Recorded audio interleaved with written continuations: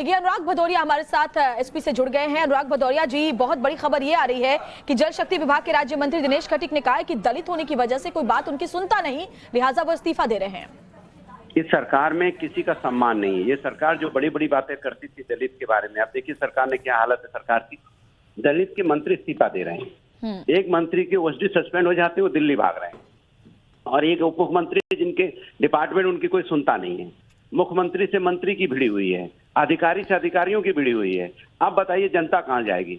ये जो सरकार में जो जंगल टाइप का राज चल रहा है, मंत्री मंत्री लड़ रहे हैं, ओएसडी हटाए जा रहे हैं, अधिकारी आपस में लड़ रहे हैं, तो आम जनता की कौन सुनेगा? और जिस तरह से दलित के साथ अन्याय हो रहा है, दलित मंत्री कह रहा है कि मेरी कोई सुनता नहीं है, तो ये सरकार किसका सम्मान करती है? ये सरकार किसी का सम्मान नहीं करती है। इसलिए ये सरकार दिल्ली और लखनऊ के बीच में जूझी हुई है। दिल्ली से और लखनऊ के बीच का जो दूरी है वो काफी नजर आ रही है, और उसी की लड़ाई चल रही है कि कौन कितना कहां कितना समेट पाए। इसी का झगड़ा है जो साफ साफ अब रोड पे और मीडिया में दिखाई पड़ रहा है। एक तरफ बीजेपी अनुराग भदौरिया जी लगातार कहती है कि हम हर तबके के उत्थान की बात करते हैं, उनके लिए काम करते हैं, काम करना चाहते हैं। दलित के साथ कब खड़े हुए? हाथरस की बेटी के साथ अन्याय हुआ तो कौन मंत्री बोला था, जरा बता दीजिए। उन्नाव में दलित बच्ची की जब हत्या हुई थी तो कौन बोला था? ये दलित का आज मंत्री कह रहा है कि मेरी चूंकि हम दलित इसलिए मेरी सुनी नहीं जा रही। अनुराग जी, जांच के आदेश तो दिए गए थे और जांच हुई भी थी। खैर, तमाम मामलों पर जांच होती है उत्तर प्रदेश में, लॉ एंड ऑर्डर को लेकर की तारीफ तो हमेशा होती है, लेकिन अनुराग जी सवाल यहाँ पर यह भी है, क्योंकि जो चिट्ठी भी लिखी गई है उसमें भी ये कहा गया है कि योगी सरकार का जीरो टॉलरेंस है भ्रष्टाचार को लेकर, और इसीलिए इन बातों को मैं उठा रहा हूँ।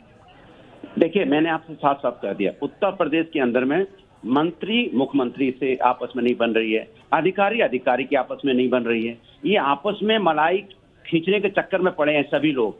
यहाँ पे स्वास्थ्य विभाग में मुख्यमंत्री के यहाँ भ्रष्टाचार देखने को मिल रहा है, पीडब्ल्यूडी के यहाँ भ्रष्टाचार देखने को मिल रहा है। तो इसके मतलब सरकार के आपस में कुछ जमी नहीं रही है। ये सरकार जनता के लिए नहीं है, ये सरकार लूट मार के लिए बनी हुई है, भ्रष्टाचार सरकार है। अब वो जो रोड पे दिखाई दे रहा है, किसी वर्ग का सम्मान नहीं करती, ना दलित का सम्मान करती, ना जनता का सम्मान करती है। ये सिर्फ अपना पेट भरना जानती है। ठीक है अनुराग भदौरिया जी, बहुत बहुत शुक्रिया हमारे साथ जुड़ने के लिए। अजय सिंह लल्लू जी, कांग्रेस पार्टी के नेता, हमारे साथ इस समय फोन लाइन पर जुड़ चुके हैं। अजय जी, बड़ी खबर आई है, दिनेश खटीक ने इस्तीफा दे दिया है और उन्होंने कहा है कि मैं चूंकि दलित हूं, मेरी सुनवाई नहीं हो रही है, ऑफिसर्स को कुछ निर्देश देता हूं तो उसे माना नहीं जाता है। देखिए, भारतीय जनता पार्टी का चेहरा स्पष्ट है।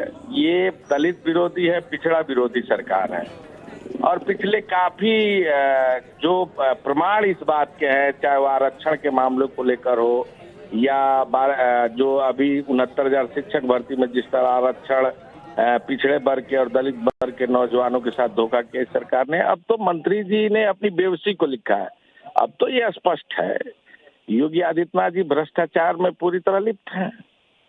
पहले पीडब्ल्यूडी का मामला आया, उसके बाद सिंचाई विभाग का मामला आया, नमामि गंगे का मामला आया, स्वास्थ्य विभाग का मामला पूरी तरह आपके सामने है। उप मुख्यमंत्री ने पत्र लिखा, और इसके पहले तो डीएचएफएल का मामला भी था, आपने देखा। अजय कुमार लल्लू जी, राज्य मंत्रियों के पास बहुत ज्यादा फाइलें वैसे भी जाती नहीं, बहुत ज्यादा काम उनके पास वैसे भी अगर आप तुलना करें तो नहीं होता है, लेकिन उन्होंने एक बड़ी बात जो उठाई है इस चिट्ठी में, वो ट्रांसफर और पोस्टिंग में घोटाले की भी उठाई है, भ्रष्टाचार की भी बात कही गई है। देखिए, जिस मुद्दे पर चर्चा होना चाहिए शायद आप उसको बहुत ध्यान से देख नहीं रहे हैं।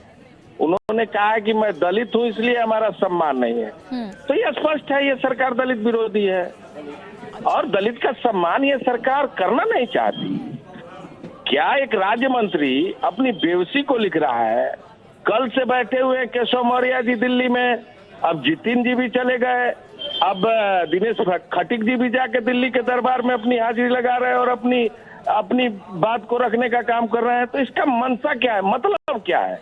यानी योगी जी लोगों की आवाज को कुचलना चाहते हैं।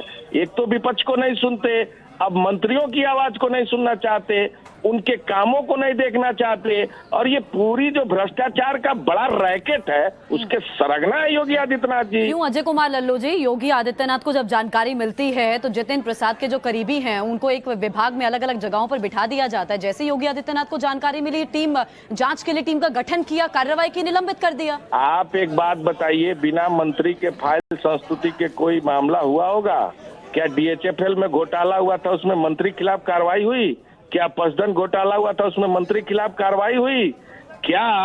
खेल कूद विभाग में घोटाला हुआ था, उसमें मंत्री खिलाफ कार्रवाई हुई पिछले समय में?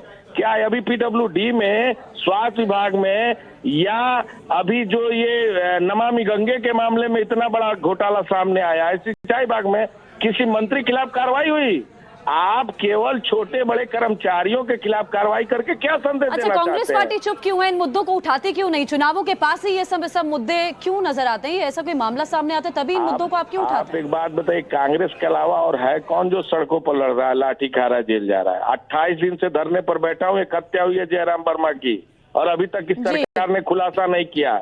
योगी सरकार अपराधियों को संरक्षण दे रही है, क्यों नहीं उस मामले का खुलासा करे? विधायक जी के घर में हत्या हुई है, उसके बाद भी ये घटना का खुलासा नहीं हो रहा है कुशीनगर जनपद में। मैं समझता हूँ ये सरकार अपराधियों की है, भ्रष्टाचारियों जो आरोप लगाए गए हैं दलित होने की वजह से नहीं मिलता सम्मान, इस पर जवाब भारतीय जनता पार्टी को देना होगा उत्तर प्रदेश में। बहुत बहुत शुक्रिया अजय कुमार लल्लू आपका।